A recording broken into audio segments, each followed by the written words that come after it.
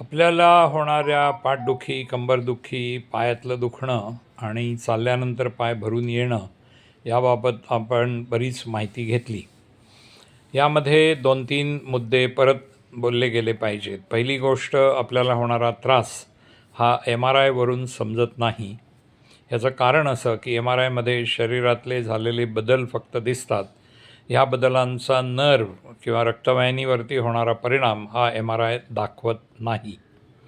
दुसरी गोष्ट, MRI करणारे जे डॉक्टर आहेत हे जरी बेसिक डॉक्टर असले तरी ते MRIचा रिपोर्ट पेशंट न तपासता लिहित असल्यामुळे त्यांच्या लिखित रिपोर्टचा पेशंटच्या तक्रारीशी बऱ्याच वेळा काहीही संबंध नसतो.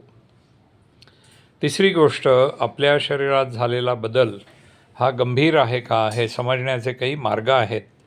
ज्यामध्ये पायाची हालचाल कमी झाली असेल, पायाची ताकद कमी झाली असेल, पायाला सदा सर्व काळ बधीरपणा वाटत असेल, लघवीची तक्रार निर्माण झाली असेल तर सामान्यपणे त्या कारणासाठी ऑपरेशनची गरज पडू शकते.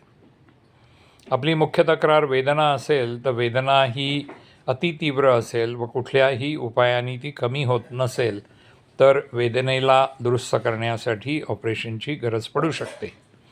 या ठिकाणी एक महत्त्वाची गोष्ट लक्षात घेतली पाहिजे, ती म्हणजे वेदना या रात्रीसुद्धा होत असतील, वेदना ह्या ताप येण्याबरोबरीने होत असतील, शरीराला मार लागल्यानंतर वेदना होत असतील तर त्याची कारणं वेगळी असू शकतात. कमरेच्या मणक्यामध्ये, पाठीच्या मणक्यामध्ये फ्रॅक्चर असू शकतं. आपल्या मणक्यांच्या सांध्यामध्ये किंवा मणक्यांच्या मधल्या जागांमध्ये इन्फेक्शन अथवा जंतुसंसर्ग असू शकतो किंवा शरीरात इतर ठिकाणी असलेला कॅन्सरसारखा आजार हा मणक्यांमध्ये पसरलेला असू शकतो.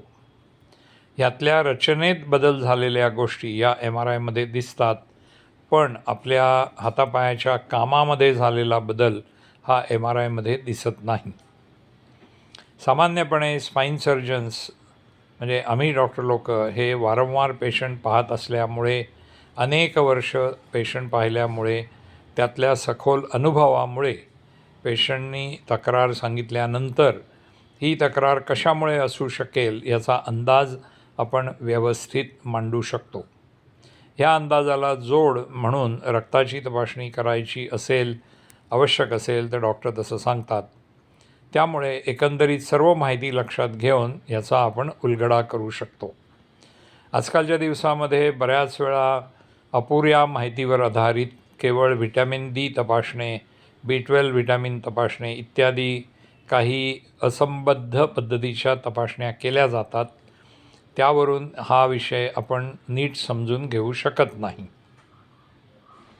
या ठिकाणी आणखीन 2 मुद्दे लक्षात घेतले पाहिजेत की आपल्याला होणारी तक्रार जी आहे ही शरीराची रचना आणि कार्य ह्याच्यामध्ये झालेल्या बदलांमुळे आहे. या पर्टिक्युलर बदलाशी संबंधित विचार जो आहे हा क्लिनिशियन, फिजिशियन, सर्जन या लोकांकडून जास्ती चांगला होऊ शकतो.